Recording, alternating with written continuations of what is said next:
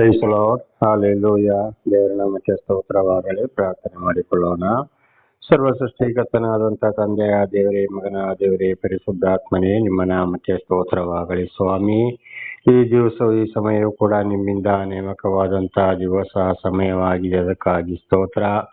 ಈ ದಿವಸದ ಸಂದೇಶದ ಭಾಗವನ್ನು ಹೇರಳವಾಗಿ ಆಶೀರ್ವದಿಸಿರಿ.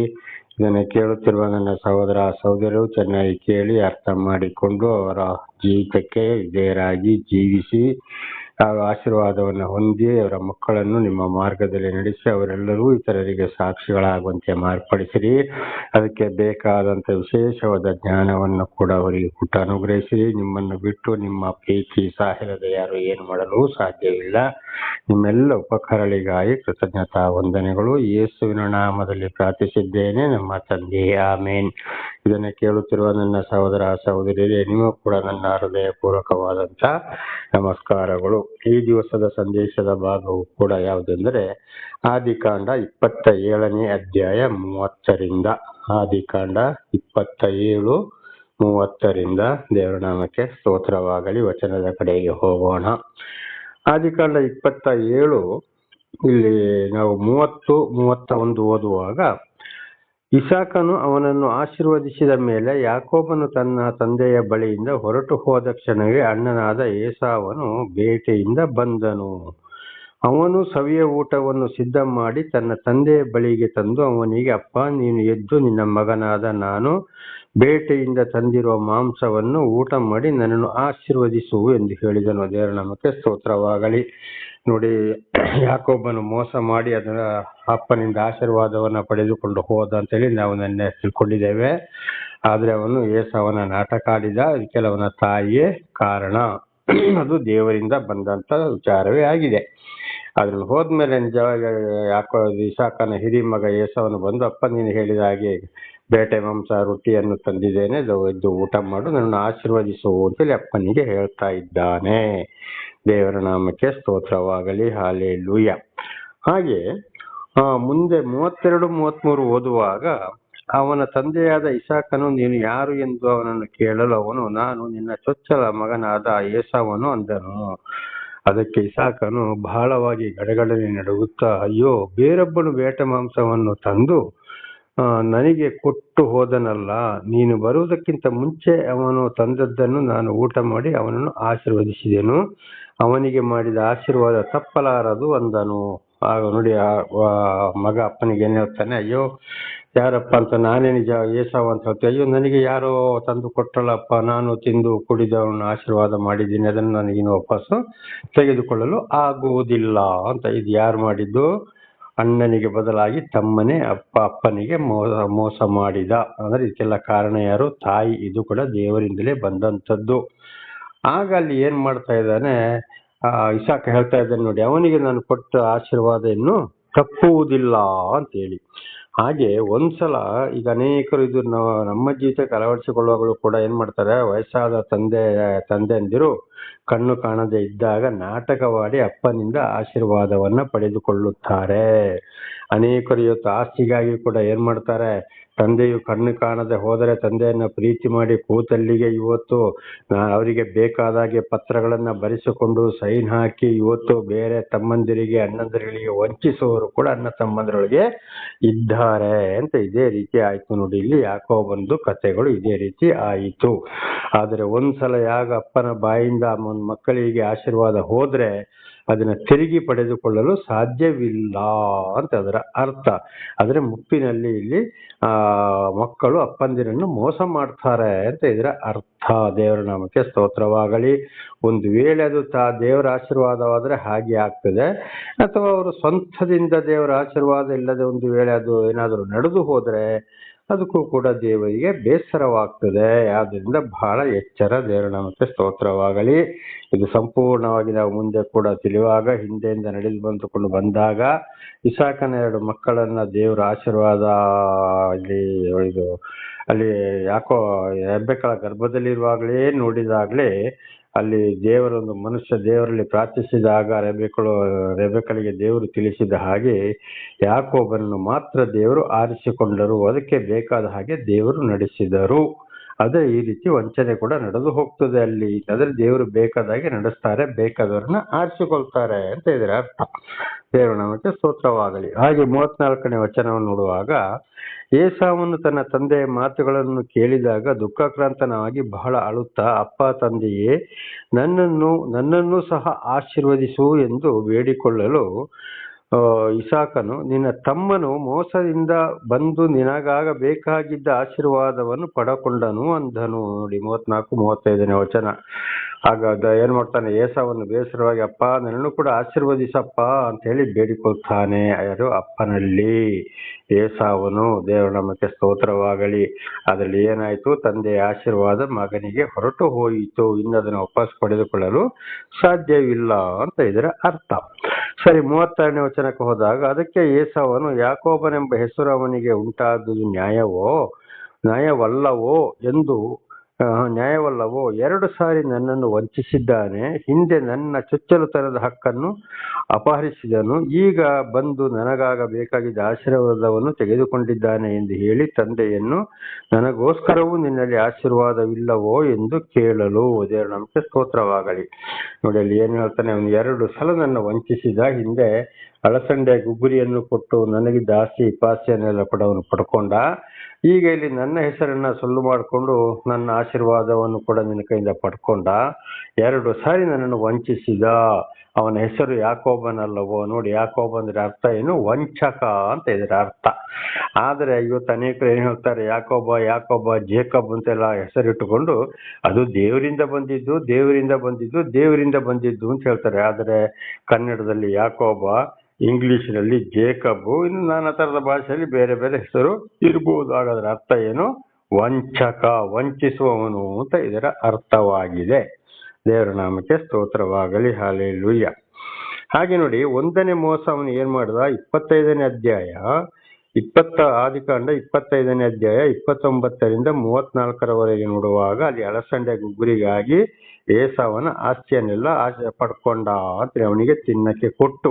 ಹೀಗೆ ನೋಡಿ, ಅನೇಕ ಇವತ್ತು ಅಣ್ಣ ತಮ್ಮಂದಿರು ಕೂಡ ಒಂದೇ ತಂದೆ ತಾಯಿಯಲ್ಲಿ ಹುಟ್ಟಿದವರು ಏನ್ ಮಾಡ್ತಾರೆ, ಇನ್ನೊಬ್ಬರಿಗೆ ಅಣ್ಣಂದಿರು ಅಥವಾ ತಮ್ಮಂದಿರು ತಿಂತಾರೆ, ಕುಡಿತಾರೆ, ಮೋಸ ಹೋಗ್ತಾರೆ ಅಂತ. ಆದ್ರೆ ಅವರಿಗೆ ಅಲ್ಪ ಸ್ವಲ್ಪ ಊಟವನ್ನ ಕೊಟ್ಟು ಅವರಿಗೆ ರುಚಿ ಮಾಡಿಸಿ ಆಮೇಲೆ ಅಲ್ಲಿ ಏನ್ ಮಾಡ್ತಾರೆ, ಅಲ್ಪ ಸ್ವಲ್ಪ ಹಣವನ್ನ ಕೊಟ್ಟು ವಂಚನೆ ಮಾಡ್ತಾರೆ. ಅಂದ್ರೆ ನಾನು ಬದುಕಿದ್ರೆ ಸಾಕು, ನನ್ನ ಒಂದು ಜೀವಿತ ಅಂತ ಇದರ ಅರ್ಥ. 2ನೇ ಮೋಸ ಆದಿಕಾಂಡ 27 1ರಿಂದ 29ರವರೆಗೆ ಓದುವಾಗ, 2ನೇ ಮೋಸ ಆದಿಕಾಂಡ 27 1ರಿಂದ 29ರವರೆಗೆ ನೋಡುವಾಗ, ಇಲ್ಲಿ ಸುಳ್ಳು ಹೇಳಿ ಅಣ್ಣನ ಆಶೀರ್ವಾದವನ್ನು ತಮ್ಮ ಪಡೆದುಕೊಂಡ. ಆದ್ರೆ ಇದು ತಾಯಿಯಿಂದಲೇ ಬಂತು, ಆದ್ರೆ ಇವನು ತಾಯಿ ಗರ್ಭದಿಂದಲೇ ವಂಚಕನಾಗಿದ್ದ ಅಂತ ಇದರ ಅರ್ಥ. ದೇವರ ನಾಮಕ್ಕೆ ಸ್ತೋತ್ರವಾಗಲಿ. ಹಲ್ಲೆಲೂಯಾ. ಹಾಗೆ ಯಾಕೋಬ ಅಂದ್ರೆ ಏನಾಯ್ತು, ಅಲ್ಲಿ ವಂಚಕ ಅಂತ ಇದರ ಅರ್ಥವಾಯಿತು. ಇದು 25 ಮತ್ತು 26ನೇ ವಚನ. ಈಗ 36, 37, 38. ಈಗ 38ನೇ ವಚನಕ್ಕೆ ಹೋಗೋಣ. ಏಸಾವನು ಅವನಿಗೆ, ಅಪ್ಪ ತಂದೆಯೇ, ನಿನ್ನಲ್ಲಿ ಆ ಒಂದೇ ಆಶೀರ್ವಾದವಿತ್ತೋ? ಅಪ್ಪ ನನ್ನನ್ನು ಆಶೀರ್ವದಿಸಬೇಕೆಂದು ಹೇಳಿ ಗೋಳಾಡುತ್ತಾ ಅಳಲು ಅವನ ತಂದೆಯಾದ ಇಸಾಕನು ಅವನಿಗೆ, ಸಾರವುಳ್ಳ ಭೂಮಿಯು, ಮೇಲಿಂದ ಬೀಳುವ ಆಕಾಶದ ಮಂಜು ಇರುವ ಸ್ಥಳದಲ್ಲಿ ನಿನ್ನ ನಿವಾಸವಿರುವುದು, ನೀನು ಕತ್ತಿಯಿಂದಲೇ ಜೀವನ ನಡೆಸುವಿ, ನಿನ್ನ ತಮ್ಮನಿಗೆ ಸೇವಕನಾಗಿರುವಿ, ಆದರೂ ನೀನು ಕೊಸರಿಕೊಳ್ಳುವಾಗ ಅವನು ನಿನ್ನ ಹೆಗಲಿನ ಮೇಲೆ ಹಾಕಿರುವ ನೊಗವನ್ನು ಮುರಿದು ಹಾಕುವಿ ಎಂದು ಹೇಳಿದನು. ನೋಡಿ, ಅಲ್ಲಿ ಏನಾಯ್ತು, ಸಂಪೂರ್ಣವಾಗಿ ಏಸಾವನಿಗೆ ಮತ್ತೆ ಕಠಿಣವಾದ ಆಶೀರ್ವಾದ ಬರುತ್ತದೆ. ಅದರಲ್ಲಿ ಸ್ವಲ್ಪ ಶಾಪವು ಕೂಡ ಅಲ್ಲಿ ಇದೆ. ನೀನು ವಾಸ ಮಾಡ್ತೀಯಾದರೆ ನೀನು ಕತ್ತಿಯಿಂದಲೇ ಜೀವನ ಹರಿಸುವಿ. ಅಂದರೆ ನಾನಾ ತರದ ಕಷ್ಟ, ಸಂಕಟ, ಹೋರಾಟ. ಕತ್ತಿಯಿಂದಲೇ ಜೀವನ ಅಂದ್ರೆ ಏನು? ಇನ್ನೊಬ್ಬರಿಗೆ ತೊಂದರೆ ಕೊಟ್ಟು ಇದರಿಂದಲೇ ನೀನು ಜೀವನ ಮಾಡಬೇಕಾಗಿದೆ ಅಂತೇಳಿ ಆ ಒಂದು ಏಸಾವನ ಸಂತಾನ ಆ ರೀತಿ ಬಂದು ಹೋಯಿತು. ಆದ್ರೆ ನಿಮಗಿಬ್ಬರಿಗೂ ಜಗಳವಾಗುವ ಏನ್ ಮಾಡ್ತೀಯ ನೀನು, ಅವನು ನಿನಗೆ ಹಾಕಿರುವ ನೊಗವನ್ನ ಮುರಿದು ಬಿಡುವಿ, ಆದ್ರೆ ಅವನು ನಿನಗೆ ತೊಂದರೆ ಕೊಡುವಾಗ ಅವನನ್ನು ನೀನು ಜಯಿಸ್ತೀಯ ಅಂತ ಇದರ ಅರ್ಥ. ದೇವರ ನಾಮಕ್ಕೆ ಸ್ತೋತ್ರವಾಗಲಿ. ಈ ಒಂದು ಆಶೀರ್ವಾದ ಮಾತ್ರ ಉಳಿಯಿತು. ಹಾಗೆ ದೇವರಿಂದ ಬರುವಂತ ಸರಿಯಾದ ಆಶೀರ್ವಾದ ಯಾರಿಗೆ ಹೋಯಿತು? ಯಾಕೋಬನಿಗೆ ಹೋಯಿತು. ಇವನಿಗೆ ಈ ರೀತಿಯ ಆಶೀರ್ವಾದ. ಇದನ್ನು ಇವತ್ತು ನಾವು ನೋಡುವಾಗ ಒಂದೇ ತಂದೆಯಲ್ಲಿ ಹುಟ್ಟಿದ ಅಣ್ಣ ತಮ್ಮಂದಿರು ಏನ್ ಮಾಡ್ತಾರೆ? ಒಂದೊಂದು ರೀತಿಯಲ್ಲಿ ಜೀವಿಸುತ್ತಾರೆ.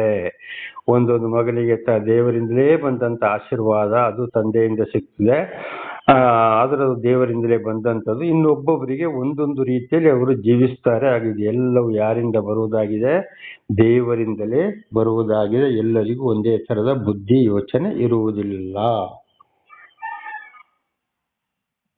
ದೇವರ ನಾಮಕ್ಕೆ ಸ್ತೋತ್ರವಾಗಲಿ. ಹಲ್ಲೆಲೂಯಾ. ಹಾಗೆ 40ನೇ ವಚನವನ್ನು ಕೂಡ ನೋಡಿಕೊಳ್ಳುವಾಗ ನಾವು ಅದೇ ಪರಿಸ್ಥಿತಿಯಲ್ಲಿ ನಾವು ಕಾಣಬಹುದು. ಆವಾಗ ಈಗ ಆದಿಕಾಂಡ 27 41ರಿಂದ 45ರವರೆಗೆ ನಾವು ಓದುವಾಗ ಯಾಕೋಬನ ಕೊಲೆಗೆ ಸಂಚು, ಯಾಕೋಬನಿಂದ ತಾಯಿಯ ರಕ್ಷಣೆ. ದೇವರ ನಮಗೆ ಸ್ತೋತ್ರವಾಗಲಿ. ಆಗ ಏನ್ ಮಾಡ್ತಾನೆ ಇಲ್ಲಿ? ಏಸಾವನಿಗೆ ಯಾಕೋಬ ಮೋಸ ಮಾಡಿದ್ರಿಂದ ಯಾಕೋಬನನ್ನು ಕೊಂದೇ ಕೊಲ್ತೇನೆ, ನಾನು ಅವನನ್ನು ಬಿಡುವುದಿಲ್ಲ ಅಂತ ಹೇಳಿ ಹೊಂಚು ಹಾಕ್ತಾ ಇದ್ದಾನೆ. 2 ಸಲ ನನಗೆ ವಂಚಿಸಿದ್ನಲ್ಲಪ್ಪ, ಅವನನ್ನು ನಾನು ಏನ್ ಮಾಡ್ತೇನೆ? ಕೊಂದೇ ಕೊಲ್ತೇನೆ ಅಂತೇಳಿ. ಆಗ ಏನ್ ಮಾಡ್ತಾರೆ? ಇದು ಅವನ ಯಾಕೋಬನ ಮತ್ತು ಏಸಾವನ ತಾಯಿ ರೆಬೆಕ್ಕಳಿಗೆ ಗೊತ್ತಾಗ್ತದೆ. ತಾಯಿಗಾಗ ಈ ಏಸಾವನಿಂದ ರಕ್ಷಣೆ ಮಾಡೋದಕ್ಕೋಸ್ಕರ ಈ ರೆಬೆಕ್ಕಳಿಂದ ಯಾಕೋಬನಿಗೆ ದೇವರು ರಕ್ಷಣೆಯನ್ನ ಕೊಡ್ತಾ ಇದ್ದಾರೆ. ತಾಯಿಗೆ ಅಲ್ಲಿ ಬೇಸರವಾಗ್ತಾ ಇದೆ. ಅಯ್ಯೋ, ನನ್ನ ಸಣ್ಣ ಮಗನ ದೊಡ್ಡ ಮಗ ಕೊಂದು ಬಿಡ್ತಾನಲ್ಲಪ್ಪ ಅಂತ ಹೇಳಿ ಅಲ್ಲಿ ಬೇಸರವಾಗ್ತದೆ. ಆವಾಗ ದೇವರು ರೆಬೆಕ್ಕಳ ಮುಖಾಂತರ ಯಾಕೋಬನಿಗೆ ಅಲ್ಲಿ ರಕ್ಷಣೆಯನ್ನ ಕೊಡ್ತಾರೆ. ದೇವರ ನಾಮಕ್ಕೆ ಸ್ತೋತ್ರವಾಗಲಿ. ಇದು 46ನೇ ಇದು ಅವರಿಗೆ ಬೇಸರವಾಗ್ತದೆ. ಆಗ ಅಲ್ಲಿ ಏನ್ ಹೇಳ್ತಾಳೆ ಯಾಕೋಬಳು?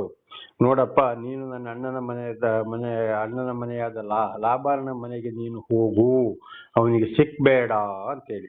ಆಗ ತಾಯಿಯ ಮುಖ, ದೇವರು ಯಾರನ್ನ ಆರಿಸಿಕೊಂಡ್ರೋ ಅವರಿಗೆ ತಾಯಿಯ ಮುಖಾಂತರವೇ ರಕ್ಷಣೆ ಕೊಡ್ತಾರೆ. ಇದೆಲ್ಲವೂ ದೇವರಿಂದ ಆದ ಕಾರ್ಯ. ಇದು ಇವತ್ತು ನಮ್ಮ ಜೀವಿತಕ್ಕೂ ಕೂಡ ದೇವರು ನಮ್ಮನ್ನು ಆರಿಸಿಕೊಂಡಿರುವುದಾದರೆ, ದೇವರು ನಮ್ಮನ್ನು ನಡೆಸುವಾಗ ಒಂದ ತಾಯಿಯ ಮುಖಾಂತರ ಅಥವಾ ಇತರರ ಮುಖಾಂತರ ಕೂಡ ನಮ್ಗೆ ಏನೂ ಅಪಾಯವಾಗದಂತೆ ದೇವರು ನಮಗೆ ರಕ್ಷಕರಾಗಿದ್ದಾರೆ ಅಂತ ಇದರ ಅರ್ಥ. ದೇವರ ನಾಮಕ್ಕೆ ಸ್ತೋತ್ರವಾಗಲಿ. ಹಾಗೆ ನೋಡಿ 46ನೇ ವಚನವನ್ನು ಓದಿಕೊಳ್ಳುವ ಆದಿಕಾಂಡ 27:46. ರೆಬೆಕ್ಕಳು ಇಸಾಕನಿಗೆ, ಹಿತ್ತಿಯರಾದ ಸ್ತ್ರೀಯರ ದೇಶದಿಂದ ನನಗೆ ಬೇಸರವಾಯಿತು. ಯಾಕೋಬನು ಈ ದೇಶದವರಲ್ಲಿ ಹೆಣ್ಣನ್ನು ಆದುಕೊಂಡು ಇಂಥ ಹಿತ್ತಿಯ ಸ್ತ್ರೀಯನ್ನು ಮದುವೆ ಮಾಡಿಕೊಂಡರೆ ನಾನು ಇನ್ನು ಬದುಕುವುದರಿಂದ ಪ್ರಯೋಜನವೇನು ಎಂದು ಹೇಳಿದಳು. ನೋಡಿ, ರೆಬೆಕ್ಕಳು ಹೇಳ್ತಾ ಇದ್ದಾಳೆ, ದೊಡ್ಡ ಹಿರಿಮಗ ಅಂದ್ರೆ ಏಸಾವನು ಬೇರೆ ಹುಡುಗಿಯನ್ನ ಮದುವೆ ಮಾಡಿಕೊಂಡ, ನನಗೆ ಬೇಸರವಾಯಿತು. ಇನ್ನು ಇವನು ಕೂಡ ಹೀಗೆ ಮಾಡಿದ್ರೆ ನನಗೆ ಬೇಸರವಾಗುವುದು, ಪ್ರಯೋಜನ ಏನು ಅಂತ. ಕಾರಣ ಯಾಕೆಂದ್ರೆ ಈ ಇಸಾಕನು ಯಾಕೋಬನನ್ನು ಕೊಲೆ ಮಾಡಲು ರೆಬೆಕ್ಕಳಿಗೆ ತಿಳಿಯಿತು. ಅದಕ್ಕೋಸ್ಕರ ಯಾಕೋಬನನ್ನ ರೆಬೆಕ್ಕಳ ಅಣ್ಣನಾದ ಏಸಾವನ ಮನೆಗೆ ಕಳುಹಿಸಲು ಸಿದ್ಧ ಮಾಡ್ತಾ ಇದ್ದಾಳೆ. ಯಾರು? ರೆಬೆಕ್ಕಳು. ಇದು ದೇವರು ಕೊಟ್ಟಂತ ಯೋಚನೆಯಾಗಿದೆ. ಯಾರಿಗೆ? ರೆಬೆಕ್ಕಳಿಗೆ. ಅದಕ್ಕೆ ನೇರವಾಗಿ ಇಸಾಕನಿಗೆ ರೆಬೆಕ್ಕಳು ಗಂಡನಿಗೆ ಸರಿ, ಹಿರಿಮಗ ಕಿರಿಮಗನನ್ನು ಕೊಳ್ಳಕ್ಕೆ ಪ್ರಯತ್ನ ಮಾಡ್ತಾ ಇದ್ದಾನೆ, ಈ ರೀತಿ ಎಲ್ಲ ವಂಚನೆ ಮಾಡಿದ್ಕೆ ಅಂತ ಹೇಳಿ ಹೇಳ್ತಾ ಇಲ್ಲ.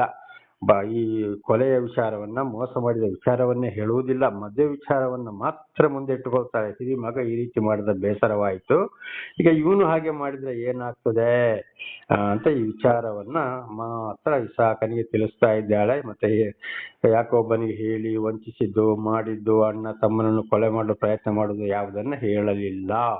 ಇದರ ಅರ್ಥ ನಮ್ಮ ಜೀವಿತ ಕೂಡ ಏನಂದ್ರೆ, ದೇವರು ಇವತ್ತು ಈ ರೀತಿ ನಡೆಸ್ತಾ ಇರುವಾಗ ಮುಪ್ಪಾದ ಗಂಡಂದರಿಗೆ ಬೇರೆ ಬೇಸರದ ಯಾವ ವಿಚಾರವನ್ನು ಕೂಡ ಹೆಂಡತಿಯರು ಹೇಳಬಾರದು. ಹೀಗೆ ಆಗ್ತದೆ, ಇಂಥ ಮಕ್ಕಳು ಹೀಗೆ ಮಾಡ್ತಾರೆ ಅಂತೇಳಿ ಯಾವ ವಿಚಾರವನ್ನು ಕೂಡ ಅಲ್ಲಿ ಹೇಳಬಾರದು. ಅದನ್ನು ಒಂದು ರೂಟಲ್ಲಿ ಅಲ್ಲಿ ಯಾವ ರೀತಿಯಲ್ಲಿ ತಿಳಿಸಬೇಕೋ ಅದೇ ರೀತಿಯಲ್ಲಿ ಗಂಡಂದರಿಗೆ ತಿಳಿಸಬೇಕು. ಮುಪ್ಪಾದ ಗಂಡಂದರಿಗೆ ಎಲ್ಲಾ ವಿಷಯವನ್ನು ಹೀಗೆ ಹೇಳಬಾರದು. ಇದು ಕೂಡ ರೆಬೆಕ್ಕಳಿಗೆ ಇದೆಲ್ಲ ಜ್ಞಾನವನ್ನ ಯಾರು ಕೊಟ್ಟರು? ಯಾಕೋಬನ ಒಂದು ಆಶೀರ್ವಾದಕ್ಕಾಗಿ ದೇವರು ಕೊಟ್ಟರು. ಹಾಗೆ ದೇವರು ಆರಿಸಿಕೊಂಡವರನ್ನ ಯಾವ ರೀತಿಯಲ್ಲಿ ಆದ್ರೂ ದೇವರು ಆಶೀರ್ವಾದ ಮಾಡ್ತಾರೆ ನೋಡಿ. ಹಾಗೆ ಅಲ್ಲಿ ರೆಬೆಕ್ಕಳಿಗೆ 2 ಗಂಡು ಮಕ್ಕಳು, ಆದ್ರೆ ಏಸಾವನನ್ನ ತಳ್ಳಿ ಬಿಟ್ರು, ಯಾಕೋಬರನ್ನು ರಕ್ಷಣೆ ಮಾಡ್ತಾರೆ. ಆ ರಕ್ಷಣೆಗೋಸ್ಕರ ತಾಯಿಯ ಮುಖಾಂತರ ಮಗನಿಗೆ ಎಲ್ಲ ಉಪಾಯವನ್ನು ಹೀಗೆ ಮಾಡು ಅಂತ ದೇವರು ತಿಳಿಸಿಕೊಡುವವರಾಗಿದ್ದಾರೆ. ಹಾಗೆ ತಾಯಿಯ ಮುಖಾಂತರ ಕೆಲವರು ರಕ್ಷಣೆ ಹೊಂದುವವರು ಕೂಡ ಆಗಿದ್ದಾರೆ. ಒಳ್ಳೆ ಕಾರ್ಯಗಳು ಬರುವುದೆಲ್ಲವೂ ದೇವರಿಂದಲೇ. ದೇವರ ನಾಮಕ್ಕೆ ಸ್ತೋತ್ರವಾಗಲಿ. ಹಾಗೆ ಇಲ್ಲಿಗೆ ಈ ಆದಿಕಾಂಡ 27ನೇ ಅಧ್ಯಾಯ ಮುಕ್ತಾಯವಾಯಿತು. ಈಗ ಆದಿಕಾಂಡ 28ನೇ ಅಧ್ಯಾಯಕ್ಕೆ ಹೋಗೋಣ. ಆದಿಕಾಂಡ 28ನೇ ಅಧ್ಯಾಯ 1ನೇ ವಚನವನ್ನು ಓದಿಕೊಳ್ಳೋಣ. ಆಗ ಇಸಾಕನು ಯಾಕೋಬನನ್ನು ಕರೆದು ಅವನಿಗೆ, ನೀನು ಕಾನಾನ್ಯರ ಹೆಣ್ಣನ್ನು ಮದುವೆ ಮಾಡಿಕೊಳ್ಳಬೇಡ. ಆದಾನ್ ಆರಾಮ್ ದೇಶದಲ್ಲಿರುವ ನಿನ್ನ ತಾಯಿಯ ತಂದೆಯಾದ ಬೇತೂರನ ಮನೆಗೆ ಹೊರಟು ಹೋಗಿ ಅಲ್ಲಿ ನಿನ್ನ ಸೋದರ ಮಾವನಾದ ಲಾಬಾನನ ಹೆಣ್ಣು ಮಕ್ಕಳಲ್ಲಿ ಒಬ್ಬಳನ್ನು ಮದುವೆ ಮಾಡಿಕೊ ಎಂದು ಅಪ್ಪಣೆ ಕೊಟ್ಟು. ದೇವರ ನಾಮಕ್ಕೆ ಸ್ತೋತ್ರವಾಗಲಿ. ಆಗ ರೆಬೆಕ್ಕಳು ಈ ವಿಷಯವನ್ನು ಹೇಳಿದ ಮೇಲೆ ಇಸಾಕನಿಗೆ ಅರ್ಥವಾಯಿತು. ಅದಕ್ಕೆ ಯಾಕೋಬನನ್ನು ಕರೆದು, ನೀನು ಏನ್ ಮಾಡು, ಬೇರೆ ಹೆಣ್ಣನ್ನು ನೀನು ಮದುವೆ ಮಾಡಿಕೊಳ್ಳಬೇಡ ಅಂತ 28:1 ಹಾಗೆ ಇದರ ಅರ್ಥ ಏನಪ್ಪಾ ಅಂದ್ರೆ, ಮಕ್ಕಳಿಗೆ ಇವತ್ತು ದೇವರು ಯಾರನ್ನ ಆಶೀರ್ವಾದ ಮಾಡಿದ್ರೋ, ಯಾರೋ ದೇವರ ಬಳಿಗೆ ಬಂದಿದ್ದಾರೋ ಅಂತ ಆಶೀರ್ವಾದ ಹೊಂದಿದ ಕುಟುಂಬದಿಂದಲೇ ಮಕ್ಕಳನ್ನ ಮದುವೆ ಮಾಡಿಕೊಳ್ಳಬೇಕು. ಅದಕ್ಕೆ ನೋಡಿ, ಅಬ್ರಹಾಮನ್ ಕೂಡ ಏನ್ ಹೇಳ್ದ, ಇಸಾಕನಿಗೆ ಹೆಂಡತಿ ತರುವಾಗ ಅವನ ಸೇವಕರುಗಳಿಗೆ ಸ್ವಂತ ದೇಶದ ಸ್ವಂತ ಕುಲದವರಿಂದಲೇ ಹೆಣ್ಣನ್ನು ತೆಗೆದುಕೊಂಡು ಬರಬೇಕು ಅಂತ. ಹಾಗೆ ಇವತ್ತು ಅವರವರ ಕುಲದಿಂದಲೇ, ಅದರಲ್ಲಿ ದೇವರಿಂದ ಆಶೀರ್ವಾದ ಹೊಂದಿದಂತ ಮಕ್ಕಳನ್ನೇ ಮದುವೆ ಮಾಡಿಕೊಳ್ಳಬೇಕು, ಅಥವಾ ಕೊಡುವುದಾದರೂ ಅಂಥವರಿಗೆ ಕೊಡಬೇಕೆಂಬುದಾಗಿ ಕೂಡ ಧರ್ಮೋಪದೇಶಕಾಂಡದಲ್ಲಿ ಇದರ ಬಗ್ಗೆ ಬರೆಯಲ್ಪಟ್ಟಿದೆ. ಒಂದು ವೇಳೆ ಇವತ್ತೇನಾಗ್ತದೆ, ಅದದೇ ಕುಲದ, ಈ ಲೋಕದ ಪರಿಸ್ಥಿತಿಯಲ್ಲಿ ಅದದೇ ಕುಲದಲ್ಲಿ ಹುಡುಗಿಯರು ಸಿಕ್ಕುವುದಿಲ್ಲ, ಹುಡುಗರು ಸಿಕ್ಕುವುದಿಲ್ಲ. ಆಗ ದೇವರಲ್ಲಿ ಪ್ರಾರ್ಥಿಸ್ತಾ ಹೋದಾಗ ಅಲ್ಲಿ ಯಾರ್ಯಾರನ್ನ ಗಂಡ ಹೆಂಡತಿಯನ್ನಾಗಿ ಮಾಡಬೇಕೋ ಅದು ಪ್ರಾರ್ಥನೆಯ ಮೂಲಕ, ಹಿರಿಯರ ಮೂಲಕ ಸಂತೋಷದಿಂದ ದೇವರು ಒದಗಿಸಿ ಕೊಡುತ್ತಾರೆ. ಅಲ್ಲಿಯವರೆಗೆ ನಾವು ಪ್ರಾರ್ಥನೆ ಮಾಡಿ ದೇವರಿಗೆ ಒಪ್ಪಿಸಿಕೊಟ್ಟು ಕಾಯ್ತಾ ಇರಬೇಕಾಗಿದೆ. ದೇವರ ನಾಮಕ್ಕೆ ಸ್ತೋತ್ರವಾಗಲಿ. ಅಲ್ಲಿಂದ ನೋಡಿ, ಹಾಗೆ 2ರಿಂದ 5ರವರೆಗೆ ಓದುವಾಗ ಇಸಾಕನಿಂದ ಯಾಕೋಬನಿಗೆ ಆಶೀರ್ವಾದ ಬರ್ತದೆ. ನೀನು ಹೋಗಿ ನಿನ್ನ ಸೋದರ ಮಾವ ಅಂದ್ರೆ ತಾಯಿಯ ಅಣ್ಣನ ಮನೆಗೆ ನೀನು ಹೋಗು, ಅಲ್ಲಿ ನೀನು ಅವರಲ್ಲಿ ಒಂದು ಹುಡುಗಿಯನ್ನ ನೀನು ಏನ್ ಮಾಡು, ಮದುವೆ ಮಾಡಿಕೋ ಅಂತೇಳಿ ಈ ವಿಷಯವನ್ನ ಇಸಾಕನು ಯಾಕೋಬನಿಗೆ ಹೇಳಿದನು. ನೋಡಿ, ರೆಬೆಕ್ಕಳ ಜೊತೆಲಿಯೂ ದೇವರು ಮಾತನಾಡಿದ ಅದುವೆ ಆಗಿದೆ, ಅದನ್ನೇ ತಿಳಿಸ್ತಾ ಇದ್ದಾಳೆ. ಇಲ್ಲಿ ರೆಬೆಕ್ಕಳು ಇಸಾಕನಿಗೆ ಹೇಳದಿದ್ರು, ಅಂದ್ರೆ ಹೆಂಡತಿ ಗಂಡನಿಗೆ ಹೇಳದಿದ್ರು, ಇಸಾಕನ ಬಾಯಲ್ಲಿ ಕೂಡ ಅದುವೇ ಮಾತು ಬಂತು. ದೇವರ ನಾಮಕ್ಕೆ ಸ್ತೋತ್ರವಾಗಲಿ. ಆಗ ಇದೇನಾಯ್ತು, ಅಲ್ಲಿ ದೇವರ ಆಶೀರ್ವಾದ. ಆಗ ಈ ಇಸಾಕನ 2 ಮಕ್ಕಳಲ್ಲಿ ದೇವರ ಆಶೀರ್ವಾದ ಇರುವುದು ಯಾರಿಗೆ? ಯಾಕೋಬನಿಗೆ. ದೇವರ ನಾಮಕ್ಕೆ ಸ್ತೋತ್ರವಾಗಲಿ. ಇದನ್ನು ನಾವು ಕೂಡ ಹಾಗೆ ಅರ್ಥ ಮಾಡಿಕೊಳ್ಳಬೇಕು. ಹಲ್ಲೆಲೂಯಾ. ಹಾಗೆ ಆದಿಕಾಂಡ 28 6ರಿಂದ 9ರವರೆಗೆ ಓದುವಾಗ, ಯಾಕೋಬನನ್ನು ಆಶೀರ್ವದಿಸಕ್ಕಾಗಿ ಏಸಾವನು ಇಸ್ಮಾಯೇಲನ ಮಗಳನ್ನು ಮದುವೆ ಮಾಡಿಕೊಂಡು ತನ್ನ ಮೊದಲ ಹೆಂಡತಿಯೊಡನೆ ಸೇರಿಕೊಂಡನು. ದೇವರ ನಾಮಕ್ಕೆ ಸ್ತೋತ್ರವಾಗಲಿ.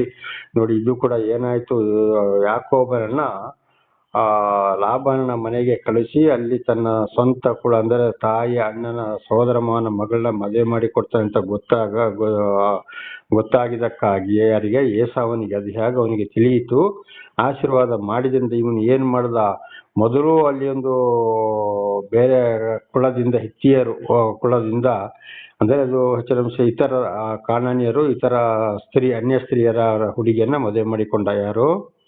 ಏಸಾವ. ಆದ್ರೂ ಮತ್ತೊಂದನ್ನ ಇವನು ಮಾಡಿಕೊಂಡು ಏನ್ ಮಾಡ್ದ, ಅಲ್ಲಿ ಮತ್ತೆ ಕೂಡ ಮೊದಲ ಹೆಂಡತಿಯರ ಜೊತೆ ಸೇರಿಸಿಕೊಂಡ. ಅಂದ್ರೆ ಇವನ ಮೇಲೆ ಹಠದಲ್ಲಿ, ಯಾರ ಮೇಲೆ? ಈ ತಂದೆಯ ಮೇಲೆ ಮತ್ತು ತಮ್ಮನ ಮೇಲೆ ಹಠದಲ್ಲಿ ಬೇರೆ ಒಂದು ಹುಡುಗಿಯನ್ನು ಕೂಡ ಮದುವೆ ಮಾಡಿ ಅಲ್ಲಿ ಸೇರಿಸಿಕೊಂಡ. ಇದು ಇವತ್ತು ನೋಡಿ, ಮುಸ್ಲಿಮ್ಸರ ಒಂದು ಪದ್ಧತಿಯಲ್ಲಿ ಕೂಡ ಏನಾಗಿದೆ, ಇವತ್ತು ಸಾಮಾನ್ಯ ಎಲ್ಲರಲ್ಲಿಯೂ 2 ಹೆಂಡತಿಯರು 3 ಹೆಂಡತಿಯರು ಇದ್ದಾರೆ, ಬಹಳ ಅಪರೂಪ. ಆದರೆ ಮುಸ್ಲಿಮ್ಸರಲ್ಲಿ ಅವರ ಕುರಾನ್ ಅಲ್ಲಿ ಇರುವುದಾಗಿ ಕೂಡ ಎಷ್ಟು ಹೆಂಡತಿಯರನ್ನು ಕೂಡ ಬೇಕಾದ್ರೆ ಅವರು ಮಾಡಿಕೊಳ್ಳಬಹುದು. ಅದುವೇ ಇವತ್ತು ಮುಸ್ಲಿಮ್ಸ್ ಪದ್ಧತಿಯಲ್ಲಿ ನಡೆಯುವಂಥದ್ದು. ಅದೇ ಇವತ್ತು ಬೈಬಲ್ ಅಲ್ಲಿ ಕೂಡ ನಾವು ನೋಡುವಾಗ ಆದಾಮನಿಗೆ 3 ಹೆಂಡತಿಯರು, ಯಾಕೋಬನಿಗೆ 3 ಹೆಂಡತಿಯರು, ಇದೆಲ್ಲವನ್ನ ನಾವು ನೋಡ್ತಾ ಇದ್ದೇವೆ. ದೇವರ ನಾಮಕ್ಕೆ ಸ್ತೋತ್ರವಾಗಲಿ. ಅದುವೇ ಇಸ್ಮಾಯೇಲನ ಮಗಳು, ಅಂದ್ರೆ ಇಸ್ಮಾಯೇಲ್ ಸಂತಾನ. ಕಾರಣ ಏಸಾವನು ಅಲ್ಲಿ ಅವರ ಒಂದು ಸ್ತ್ರೀಯರನ್ನ ಮದುವೆ ಮಾಡಿಕೊಂಡ. ಅದಕ್ಕೆ ಅನ್ಯ ಸ್ತ್ರೀಯರನ್ನ ಮದುವೆ ಮಾಡಿಕೊಳ್ಳಬಾರದು ಅಂತ ಹೇಳುವಂಥದ್ದು ಇದೇ ವಿಚಾರವಾಗಿದೆ. ದೇವರ ನಾಮಕ್ಕೆ ಸ್ತೋತ್ರವಾಗಲಿ. ಹಾಗೆ ಮುಂದಿನ ವಚನಕ್ಕೂ ಹೋಗೋಣ. ಆದಿಕಾಂಡ 28ನೇ ಅಧ್ಯಾಯ 11ರಿಂದ 15ರವರೆಗೆ ನೋಡುವಾಗ ಯಾಕೋಬ ಒಬ್ಬ ವಂಚಕ ಅಂತ ನಾವು ಹಿಂದೆ ತಿಳಿದುಕೊಂಡಿದ್ದೇವೆ. ಆದರೆ ದೇವರು ಕನಸಿನಲ್ಲಿ ದರ್ಶನ ಕೊಡ್ತಾ ಇದ್ದಾರೆ. ಯಾರಿಗೆ? ಯಾಕೋಬನಿಗೆ ರಾತ್ರಿ ಸೋದರ ಮಾವನ ಮನೆಗೆ, ಅಂದರೆ ಲಾಬಾನನ ಮನೆಗೆ ಹೋಗುವಾಗ. ಇದು 12 ಮತ್ತು 15ನೇ ವಚನದಲ್ಲಿ ನಾವು ಇದನ್ನ ಓದಿಕೊಳ್ಳಬಹುದು. ಆದಿಕಾಂಡ 28, 12 ಮತ್ತು 15 ನೋಡಿ. ಆ ರಾತ್ರಿ ಅವನು ಕನಸು ಕಂಡನು. ಆ ಕನಸಿನಲ್ಲಿ ಒಂದು ನಿಚ್ಚಣಿಕೆ ನೆಲದ ಮೇಲೆ ನಿಂತಿತ್ತು, ಅದರ ತುದಿ ಆಕಾಶವನ್ನ ಮುಟ್ಟಿತ್ತು, ಅದರ ಮೇಲೆ ದೇವದೂತರು ಹತ್ತುತ್ತಾ ಇಳಿತಾ ಇದ್ದರು. ದೇವರ ನಾಮಕ್ಕೆ ಸ್ತೋತ್ರವಾಗಲಿ. ನೋಡಿ, ಆಗಿನ ಕಾಲದಲ್ಲಿ ಮನೆ ಮಠಗಳು ಊರುಗಳು ಬಹಳ ಕಡಿಮೆ. ಹಾಗೆ ಒಂದು ರೀತಿಯಲ್ಲಿ ನೋಡುವಾಗ ಏಸಾವನು ತಮ್ಮನನ್ನು ಕೊಲೆ ಮಾಡಿದ್ದು ತಾಯಿಗೆ ಗೊತ್ತಾಯಿತು. ತಾಯಿ ಅವನಿಗೆ, ಹೋಗು ನೀನು ಅಲ್ಲಿ ನನ್ನ ಅಣ್ಣನ ಮನೆಗೆ ನೀನು ಹೋಗು, ನಿಮ್ಮ ಇಬ್ಬರ ಗಲಾಟೆ, ನೀವು ಸಾಯುವುದು ನನಗೆ ಇಷ್ಟವಿಲ್ಲ ಅಂತ ಹೇಳಿದ್ಲು. ಇಸಾಕನಿಗೆ ಹೇಳಿ ಆಯ್ತು. ಇಸಾಕನು ಕೂಡ ಪರ್ಮಿಷನ್ ಕೊಟ್ಟ. ಆ ರೀತಿಯಲ್ಲಿ ಏನದ ಇವನು ಹೋಗ್ತಾ ಇದ್ದಾನೆ ಲಾಬಾನನ ಮನೆಗೆ. ಅಂದ್ರೆ ದಾರಿ ಬರೀ ಕಾಡು ಇದ್ದಿರಬಹುದು. ಇವನಿಗೆ ನಿದ್ದೆ ಬಂತು. ಒಂದು ಕಲ್ಲನ್ನ ಏನ್ ಮಾಡ್ದ, ತಲೆ ದಿಂಬಾಗಿ. ಇವತ್ತು ನಾವು ಕೂಡ ಮಲಗುವಾಗ ಏನ್ ಮಾಡ್ತೇವೆ, ತಲೆಗೊಂದು ದಿಂಬು ಬೇಕೇ ಬೇಕು. ಹಾಗೆ ಒಂದು ಕಲ್ಲನ್ನ ತೆಗೆದು ದಿಂಬನ್ನ ಇಟ್ಟುಕೊಂಡು ನಿದ್ದೆ ಮಾಡಿದ. ಆಗ ಇವನಿಗೆ ಏನಾಯ್ತಲ್ಲಿ, 12ನೇ ವಚನದಲ್ಲಿ ಕೂಡ ನೋಡುವಾಗ, ಆ ರಾತ್ರಿ ಅವನು ಕನಸು ಕಂಡನು. ಏನು? ಆ ಕನಸಿನಲ್ಲಿ ಒಂದು ನಿಚ್ಚಣಿಗೆ ನೆಲದ ಮೇಲೆ ನಿಂತಿತ್ತು, ಅದರ ತುದಿ ಆಕಾಶವನ್ನು ಮುಟ್ಟಿತ್ತು, ಅದರ ಮೇಲೆ ದೇವದೂತರು ಹತ್ತುತ್ತಾ ಇಳಿಯುತ್ತಾ ಇದ್ದರು. ನೋಡಿ, ನಿಚ್ಚಣಿಕೆ ಅಂದ್ರೆ ಏಣಿ ಕೂಡ ಇದನ್ನು ಕರೀತಾರೆ. ಭೂಮಿಯಿಂದ ಆಕಾಶದವರೆಗೆ ಮುಟ್ತಾ ಇತ್ತು. ಅದರಲ್ಲಿ ದೇವದೂತರು ಹತ್ತೋದು ಇಳಿಯುವ ಕನಸನ್ನ ಇವನು ಕಂಡನು. ಕಾಡೊಳಗೆ ಒಂದು ತಲೆದ ದಿಂಬಿಗೆ ಕಲ್ಲನ್ನು ಇಟ್ಟು ಮಲಗಿದಾಗ. ದೇವರ ನಾಮಕ್ಕೆ ಸ್ತೋತ್ರವಾಗಲಿ. ಹಾಗೆ ನೋಡಿದರೆ ಅರ್ಥ, ದೇವರಿಂದ ಆಶೀರ್ವಾದ ಹೊಂದಿದವರ ಒಂದು ರಕ್ಷಣೆಗೋಸ್ಕರ ಯಾರು ಇದನ್ನು ನಡೆಸುವಾಗ, ಅವರು ಆ ರೀತಿ ಕಷ್ಟಪಡ್ತಾ ಇರುವಾಗ ದೇವರು ಅವರು ಹೋದಲೆಲ್ಲ ಅವ್ರ ಜೊತೆಲೇ ಇರ್ತಾನೆ, ಅವರಿಗೆ ದರ್ಶನವನ್ನು ಕೂಡ ಕೊಡ್ತಾರೆ ಅಂತ ಇದರ ಅರ್ಥವಾಗಿದೆ. ನೋಡಿ, ಒಬ್ಬನೇ ಹೋಗ್ತಾ ಇದ್ದಾನೆ. ಆದ್ರಿಂದ ಏನಾಯ್ತಲ್ಲಿ, ದೇವರು ಅವನ ಜೊತೆಲೇ ಇದ್ದಾರೆ. ಕಾರಣ, ಯಾಕೋಬನನ್ನು ದೇವರು ಆಶೀರ್ವದಿಸಿಕೊಂಡರು. ಇದೆಲ್ಲವೂ ದೇವರಿಂದಲೇ ನಡೆಯುವಂಥದ್ದು. ನಾನು ನಿನ್ನೊಂದಿಗಿದ್ದೇನೆ, ಹೆದರಬೇಡ ಅಂತ ಇದರ ಅರ್ಥ. ಅದು ನೋಡಿ, ಭೂಮಿಯಿಂದ ಪರಲೋಕದವರೆಗೆ, ಆಕಾಶದವರೆಗೆ ಏಣಿ ಅಂದ್ರೆ ನಿಚ್ಚಣಿಕೆ, ದೇವದೂತರು ಹತ್ತೋದು ಇಳಿದನ್ನ ಕನಸನ್ನ ಕಾಣ್ತಾ ಇದ್ದಾನೆ. ಯಾಕೋಬ ಅಂತ ಹೇಳುವಂತ ಅರ್ಥ ವಂಚಕ. ಆ ವಂಚಕರನ್ನು ದೇವರು ನಡೆಸುವಾಗ ದರ್ಶನ ಕೊಟ್ಟರು. ದೇವರ ನಾಮಕ್ಕೆ ಸ್ತೋತ್ರ. ಇದರ ಅರ್ಥ, ಕೆಲವೊಂದು ಪಾಪಿಗಳನ್ನು ಕೂಡ ಇವತ್ತು ದೇವರು ಆರಿಸಿಕೊಳ್ಳವರಾಗಿದ್ದಾರೆ. ಅದಕ್ಕೆ ಹೊಸ ಒಡಂಬಡಿಕೆಯಲ್ಲಿ ದೇವರು ಮನುಷ್ಯನ ಅವತಾರವೆತ್ತಿ ಬಂದಾಗ, ಯೇಸು ಎಂಬ ನಾಮದಲ್ಲಿ ಬಂದಾಗ ಹೇಳಿದ್ರು, ನಾನು ಪಾಪಿಗಳಿಗಾಗಿ ಬಂದಿದ್ದೇನೆ ಈ ಲೋಕಕ್ಕೆ, ಪಾಪಿಗಳ ರಕ್ಷಣೆಗೆ ಎಂಬುದಾಗಿ. ಒಂದ್ಸಲ ಹಿಂದಿನ ನನ್ನ ಜೀವಿತ ಕೂಡ ಬಹಳ ಕೆಟ್ಟು ಹೋಗಿತ್ತು. ಆಮೇಲೆ 1995ನೇ ಇಸವಿ ನನಗೆ ಮೊದಲ ಒಂದು ದೇವರ ದರ್ಶನವಾಗಿದ್ದು ಕೇರಳದಲ್ಲಿ ಒಂದು ಚರ್ಚಿಯಲ್ಲಿ, ಚಾಲಕೊಡಿ, ತ್ರಿಶೂರ್ ಡಿಸ್ಟಿಕ್ ಚಾಲಕೊಡಿ ಎಂಬ ಸ್ಥಳದಲ್ಲಿ. ಇದು ಅನೇಕರಿಗೆ ಗೊತ್ತಿದೆ ಸ್ಥಳ, ಅನೇಕರಿಗೆ ಗೊತ್ತಿಲ್ಲ. ಹಾಗೆ ಮೊದಲು ನಾನು ನಾನಾ ರೀತಿಯಲ್ಲಿ ತಪ್ಪಿ ಹೋದಾಗ, ನಾನಾ ರೀತಿಯಲ್ಲಿ ಯಾರಿಗೂ ಬೇಡದವನಾದಾಗ ಅಲ್ಲಿ ಹೋದಾಗ ಮೊದಲು ನನಗೆ ದರ್ಶನ ಲೂಕ 23ನೇ ಅಧ್ಯಾಯ 39ರಿಂದ 43ರವರೆಗೆ ಓದುವಾಗ, ಯೇಸುಸ್ವಾಮಿಯ ಬಲಗಡೆ ಮತ್ತು ಎಡಗಡೆ 2 ಕಳ್ಳರನ್ನ ಶಿಲುಬೆಗೆ ಹಾಕಿದ್ದಾರೆ. ಅವರ ಒಂದು ಕನಸು ಕಂಡಿದ್ದ ಹೊತ್ತು ನಾನು ಆ ಮಧ್ಯದಲ್ಲಿ ಯಾರು ಶಿಲುಬೆ ಮೇಲೆ ತೂಗಾಡ್ತಾ ಇದ್ದಾರೋ ಅವರ ಹಿಂದುಗಡೆ ನಾನು ನಿಂತಿದ್ದೇನೆ. ಈ ಒಂದು ಮೊದಲ ದೇವರ ಒಂದು ದರ್ಶನವಾಗಿದ್ದು ಅದು ನನಗೆ ಸಹೋದರ ಸಹೋದರಿಯರೇ ಆಮೇಲೆ ನನಗೆ ಗೊತ್ತಾಗ್ಲಿಲ್ಲ. ಬರ್ತಾ ಬೈಬಲ್ ಓದಿದಾಗ ನನಗೆ ದೇವರೇ ಜ್ಞಾನವನ್ನ ಕೊಟ್ಟರು. ಬಲಗಡೆ ಆ 3 ಜನರಲ್ಲಿ ಶಿಲುಬೆಗೇರಿಸಿದ್ರು, ಮಧ್ಯದಲ್ಲಿ ಯಾರಿದ್ರು, ದೇವರನ್ನೇ ಆಗಿನ ಮನುಷ್ಯರು ಅಂದ್ರೆ ಯಹೋದ್ಯರು ಶಿಲುಬೆಗೆ ಏರಿಸಿದ್ರು. ಇದು ನನ್ನ ಮೊದಲು ಕನಸು, ಅಂದರೆ ರಕ್ಷಣೆ. ನನಗೆ ಯೇಸುಸ್ವಾಮಿ ಅಂದ್ರೆ ಆ ಪರಮಾತ್ಮನ ಭಗವಂತನ ದರ್ಶನವಾಗಿದ್ದು ಅಲ್ಲಿ ಮೊದಲು. ಹಾಗೆ ಇಲ್ಲಿ ಯಾಕೋಬನ ಕಥೆಯು ಕೂಡ ಇದನ್ನು ತಿಳಿದುಕೊಳ್ಳುವಾಗ ನನ್ನ ಮನಸ್ಸಿಗೆ ಕೂಡ ಇದೇ ಬರುತ್ತಾ ಇದೆ. ದೇವರ ನಾಮಕ್ಕೆ ಸ್ತೋತ್ರ. ಹಾಗೆ ಅದನ್ನ 15ನೇ ವಚನ ಕೂಡ ಓದಿಕೊಳ್ಳೋಣ. ಆದಿಕಾಂಡ 28:15. ಇದಲ್ಲದೆ ನಾನು ನಿನ್ನ ಸಂಗಡ ಇದ್ದು ನೀನು ಹೋಗುವ ಎಲ್ಲಾ ಸ್ಥಳಗಳಲ್ಲಿ ನಿನ್ನನ್ನು ಕಾಪಾಡಿ ತಿರುಗಿ ದೇಶಕ್ಕೆ ಬರಮಾಡುತ್ತೇನೆ. ನಾನು ನಿನಗೆ ಹೇಳಿದ್ದನ್ನೆಲ್ಲ ನೆರವೇರಿಸದ ಹೊರತು ಬಿಡುವುದಿಲ್ಲ ಅಂದನು. ಯಾರು? ದೇವರು ನೋಡಿ ಮತ್ತೆ ದರ್ಶನ ಕೊಟ್ಟು ಹೇಳ್ತಾ ಇದ್ದಾರೆ, ಇದಲ್ಲದೆ ನೀನು ಎಲ್ಲೆಲ್ಲ ಹೋಗ್ತೀಯ ಆ ಸ್ಥಳಗಳಲ್ಲಿ ನಾನು ನಿನ್ನ ಜೊತೆಲಿ ಇರ್ತೇನೆ, ನಿನ್ನನ್ನು ಇಲ್ಲಿಂದ ಕಳಿಸ್ತಾ ಇದ್ದೇನೆ, ವಾಪಸ್ ನಿನ್ನನ್ನು ಅದೇ ಸ್ಥಳಕ್ಕೆ ಬರಮಾಡ್ತೇನೆ, ನಿನಗೆ ನಾನು ಹೇಳಿದ್ದನ್ನೆಲ್ಲ ನೆರವೇರಿಸ್ತೇನೆ. ದೇವರ ನಾಮಕ್ಕೆ ಸ್ತೋತ್ರವಾಗಲಿ. ನೋಡಿ, ವಂಚಕನಿಗೆ ದೇವರು ಕೊಟ್ಟಂತ ಮಾತು ಅಂದ್ರೆ ಆರಿಸಿಕೊಂಡ್ರು ಅಂದ್ರೆ ಆ ದೇವರ ಕಾರ್ಯಕ್ಕೆ ಅವನು ಬೇಡ, ಇವನು ಹಿರಿಯ ಮಗ ಬೇಡ, ಕಿರಿಯ ಮಗ ಬೇಕು. ಹಿರಿಯ ಮಗನನ್ನು ಏಸಾವನನ್ನು ಆರಿಸಿಕೊಳ್ಳಿಲ್ಲ, ಈ ಸಣ್ಣ ಮಗನನ್ನು ಆರಿಸಿಕೊಂಡ್ರು. ಆದ್ರಿಂದ ದೇವರು ಅವನಿಗೆ ದರ್ಶನ ಕೊಟ್ಟರು, ನೀನು ಹೋದ ಸ್ಥಳದಲ್ಲೆಲ್ಲ ನಾನು ನಿನ್ನ ಜೊತೆಲಿ ಇರ್ತೇನೆ, ಎಲ್ಲಾ ಸ್ಥಳದಲ್ಲಿ ನಿನ್ನನ್ನು ನಾನು ಕಾಪಾಡಿಕೊಂಡು ವಾಪಸ್ ಈ ದೇಶಕ್ಕೆ ಬರಮಾಡ್ತೇನೆ. ನಿನಗೆ ಏನು ಹೇಳಿದ್ನೋ ಅದು ನಾನು ನಿನ್ನ ಬಗ್ಗೆ ಏನು ಚಿಂತೆ ಮಾಡಿದ್ದೇನೋ ಅದನ್ನು ನೆರವೇರಿಸದೆ ಬಿಡುವುದಿಲ್ಲ. ದೇವರ ನಾಮಕ್ಕೆ ಸ್ತೋತ್ರವಾಗಲಿ. ಹಾಗೆ ಇವತ್ತು ದೇವರು ಆದಿಕೊಂಡವರು ಅವ್ರನ್ನು ದೇವರು ಎಲ್ಲೆಲ್ಲಿ ಕಳಿಸ್ತಾರೆ ಅಲ್ಲೆಲ್ಲ ಅವರೊಂದಿಗೆ ದೇವರು ಇರುತ್ತಾರೆ, ಕಾಪಾಡಿಕೊಳ್ತಾರೆ, ಎಲ್ಲಾ ರೀತಿಯಲ್ಲಿ ರಕ್ಷಣೆ ಕೊಡ್ತಾರೆ. ಹಾಗೆ ಕೊಲೆ ಮಾಡ್ಲಿಕ್ಕೆ ನೋಡಿದಂತ ಅಣ್ಣನ ಕೈಯಿಂದ ರಕ್ಷಣೆ ಕೊಟ್ಟರು, ಕಾಡೊಳಗೆ ನಡೆಸುವಾಗ ಅಲ್ಲಿ ಕೂಡ ದರ್ಶನ ಕೊಟ್ಟರು ದೇವರ ದೇವರ ನಾಮಕ್ಕೆ ಸ್ತೋತ್ರವಾಗಲಿ. ಹಾಗೆ ನಾನು ಕೂಡ ಇವತ್ತು ನನ್ನ ಸಂಸಾರದಿಂದ ಬೇರ್ಪಟ್ಟಾಗ ಖಂಡಿತ ಈಗ ಒಬ್ಬಂಟಿಗನಾದ್ರೂ ಕೂಡ ಹೋದಲ್ಲೆಲ್ಲ ನನಗೆ ಎಲ್ಲಾ ರೀತಿಯಲ್ಲಿ ರಕ್ಷಣೆ ಕೊಟ್ಟಿದ್ದಾರೆ. ಅಪಘಾತದಿಂದ ನಾನು ಸಾಯ್ಬೇಕಾಯ್ತು, ಕೊರೋನಾದಲ್ಲಿಯೂ ನಾನು ಸಾಯ್ಬೇಕಾಯ್ತು, ನಾನಾ ರೀತಿಯಲ್ಲಿ ಇತರ ಜನಗಳಿಂದಲೂ ನಾನು ಸಾಯ್ಬೇಕಾಯ್ತು. ದೇವರು ನನಗೆ ರಕ್ಷಣೆ ಕೊಟ್ಟು ಎಲ್ಲ ರೀತಿಯಲ್ಲಿ ರಕ್ಷಣೆ ಕೊಟ್ಟು ಇವತ್ತು ಒಂದು ಸಣ್ಣ ಒಂದು ಜನತಾ ಮನೆಯಲ್ಲಿ ದೇವರು ನನ್ನನ್ನು ನಿಲ್ಲಿಸಿ ದೇವರ ಒಂದು ಸಾಕ್ಷಿಯನ್ನಾಗಿ ಮಾರ್ಪಡಿಸಿದ್ದಾರೆ, ಉಪದೇಶಕನಾಗಿ ಕೂಡ ಮಾರ್ಪಡಿಸಿದ್ದಾರೆ. ಹಾಗೆ ದೇವರು ಯಾರನ್ನು ಆದುಕೊಳ್ತಾರೋ, ಯಾವ ರೀತಿ ದರ್ಶನ ಕೊಡ್ತಾರೋ ಎಂಬುದು ನಮಗೆ ಗೊತ್ತಾಗೋದಿಲ್ಲ. ಇಂಥದ್ರಲ್ಲಿ ನಾವು ತಿಳ್ಕೊಳ್ಬೇಕಾಗಿದೆ. ಹಾಗೆ ತಿಳ್ಕೊಳ್ಳುವಾಗ ಅವರು ಖಂಡಿತವಾಗಿ ಏನಾಗ್ತಾರೆ, ಬೇರೆ ಯಾವುದೇ ರೀತಿ ಲೋಕದ ವಿಷಯಕ್ಕೆ ಹೋಗ್ಲಿಕ್ಕೆ ಮನಸ್ಸು ಬರುವುದಿಲ್ಲ. ದೇವರೇ ಅವರನ್ನು ನಡೆಸುವವರಾಗಿದ್ದಾರೆ, ನಮ್ಮನ್ನು ಕೂಡ ನಡೆಸುವಾಗ ನಾವು ಕೂಡ ಅದನ್ನು ಬಹಳವಾಗಿ ತಿಳ್ಕೊಳ್ಬೇಕಾಗ್ತದೆ. ಹೀಗೆ ಯಾಕೋಬನಿಗೆ ಕನಸಿನ ಮೂಲಕ ಮಾತನಾಡಿದಾಗ್ಯೂ ದೇವರು ಆದುಕೊಂಡವರಲ್ಲಿ ಕನಸಿನಲ್ಲಿಯೂ ಮಾತಾಡಬಹುದು, ವಾಣಿಯೂ ಕೇಳಬಹುದು, ಜ್ಞಾನದ ಮೂಲಕವೂ ಮಾತನಾಡಬಹುದು, ತಾಯಿಯ ಮೂಲಕವೂ ರಕ್ಷಣೆ ಬರಬಹುದು, ಒಂದು ವೇಳೆ ತಂದೆಯ ಮೂಲಕವೂ ರಕ್ಷಣೆ ಬರಬಹುದು, ಅಥವಾ ಇತರರ ಮೂಲಕವೂ ನಮಗೆ ರಕ್ಷಣೆ ಬರಬಹುದು.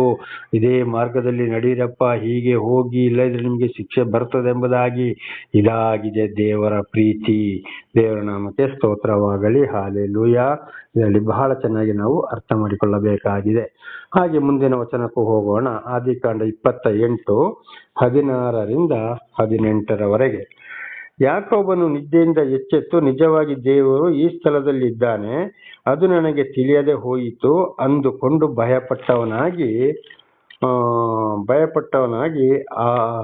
ಆ ಸ್ಥಳವು ಎಷ್ಟೋ ಭಯಂಕರವಾದದ್ದು, ಇದು ದೇವರ ಮನೆಯೇ ಹೊರತು ಬೇರೆಯಲ್ಲ, ಇದು ಪರಲೋಕದ ಬಾಗಿಲು ಎಂದು ಹೇಳಿದನು. ದೇವರ ನಾಮಕ್ಕೆ ಸ್ತೋತ್ರವಾಗಲಿ. ಎಚ್ಚೆತ್ತುಕೊಂಡ ಇದರ ದರ್ಶನವಾಗುವಾಗ ಅವನಿಗೆ ನಿದ್ದೆ ಇತ್ತು, ಸದನ ಎಚ್ಚೆತ್ತುಕೊಂಡಾಗ ಅವನಿಗೆ ಭಯ ಆಯ್ತು, ಇದೇನಪ್ಪ ಅಂತೇಳಿ. ಆಗ ನೋಡಿ ಅವನಿಗೆ ಏನಾಯ್ತು, ಇದು ದೇವರ ಮನೆಯೇ, ಇದು ಪರಲೋಕದ ಬಾಗಿಲು ಕಣ್ಣು ಅಂತ ಹೇಳಿ ಅವನು ಅರ್ಥ ಮಾಡಿಕೊಂಡ. ಈ ಜ್ಞಾನವನ್ನು ಯಾರು ಕೊಟ್ಟರು? ದೇವರು ಕೊಟ್ಟರು. ಅಂದ್ರೆ ಪರಲೋಕದ ವಿಷಯವನ್ನ ದೇವರು ಅವನಿಗೆ ತಿಳಿಯಪಡಿಸುವುದಾಗಿದೆ. ಭೂಮಿಯಿಂದ 12ನೇ ವಚನದಲ್ಲಿ ನಾವು ನೋಡಿಕೊಂಡಿದ್ದೇವೆ, ಭೂಮಿಯಿಂದ ಪರಲೋಕದವರೆಗೆ ನಿಚ್ಚಣಿಕೆಯಲ್ಲಿ ದೇವರ ದೂತರು ಹತ್ತೋದು ಇಳಿಯುವಂಥದ್ದು, ಅದು ಪರಲೋಕದ ಬಾಗಿಲನ್ನು ಅವನಿಗೆ ಸೂಚಿಸ್ತಾ ಇದೆ. ಪರಲೋಕದ ದರ್ಶನವನ್ನ ದೇವರು ಅವನಿಗೆ ಕೊಟ್ಟರು, ಇದು ಅವನ ಮನಸ್ಸಿಗೆ ಬಂತು. 18ನೇ ವಚನ ನೋಡುವಾಗ, ಹೊತ್ತಾರೆ ಅವನು ಎದ್ದಾಗ ತಾನು ತಲೆದಿಂಬಿಗೆ ಇಟ್ಟುಕೊಂಡಿದ್ದ ಕಲ್ಲನ್ನು ಕಂಬವಾಗಿ ನಿಲ್ಲಿಸಿ ಅದರ ತುದಿಯಲ್ಲಿ ಎಣ್ಣೆ ಹೊಯ್ದನು. ದೇವರ ನಾಮಕ್ಕೆ ಸ್ತೋತ್ರವಾಗಲಿ. ಆ ಸ್ಥಳಕ್ಕೆ ಬೇತೇಲ್ ಎಂದು ಹೆಸರಿಟ್ಟನು. ಆಮೇಲೆ ಏನ್ ಮಾಡ್ದ?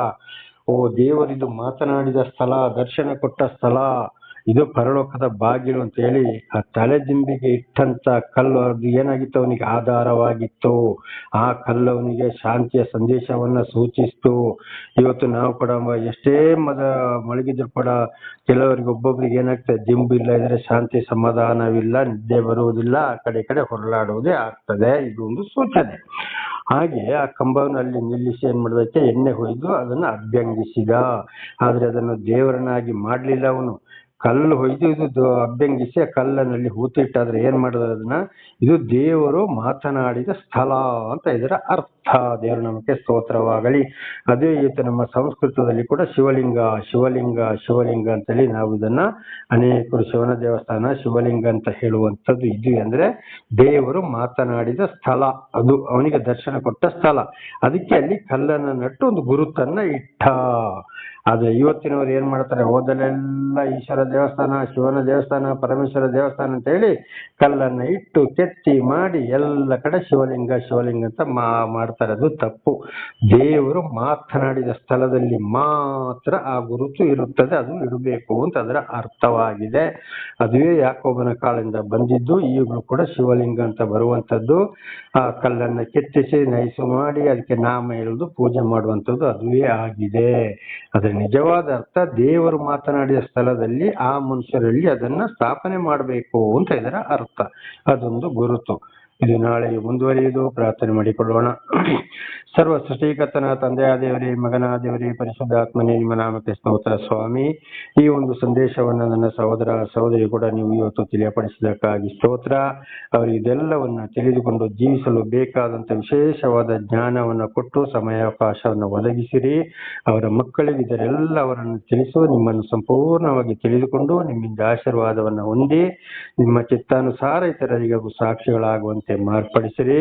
ಅದಕ್ಕೆ ಬೇಕಾದ ವಿಶೇಷವಾದ ಜ್ಞಾನವನ್ನು ಕೊಟ್ಟು ಆಶೀರ್ವದಿಸಿರಿ ಸ್ವಾಮಿ. ನಿಮ್ಮ ಪ್ರೀತಿ ಸಹ ಇಲ್ಲದೆ ಯಾರು ಏನಾಗಲು ಸಾಧ್ಯವಿಲ್ಲ. ನಿಮ್ಮೆಲ್ಲ ಉಪಕರಣಗಳಿಗಾಗಿ ಕೃತಜ್ಞತಾ ವಂದನೆಗಳು.